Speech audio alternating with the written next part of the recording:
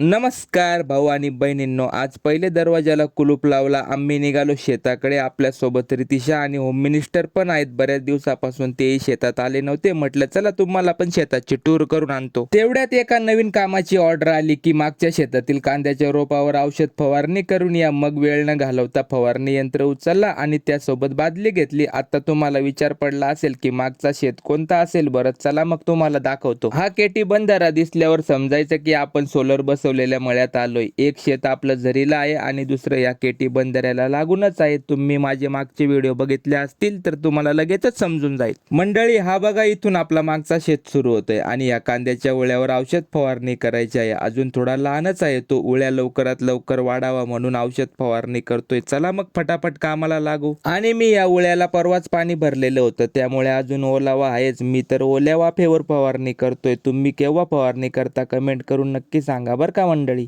चला, आपली फवारणी झालेली आहे. तुम्ही अजून आपल्या आयडीला फॉलो केला नसेल तर फॉलो करून घ्या. भेटूया उद्याच्या लॉग मध्ये. Bye bye. चलो.